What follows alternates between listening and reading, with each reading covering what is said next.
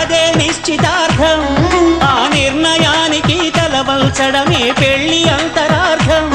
శతమానం భవతి అంటుంది శ్రావణ మాసం.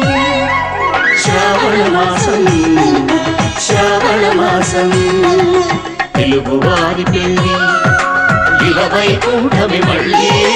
సంప్రదాయమే సౌందర్యంగా సాగుతున్న పెళ్లి, ఇది తెలుగువారి పెళ్లి.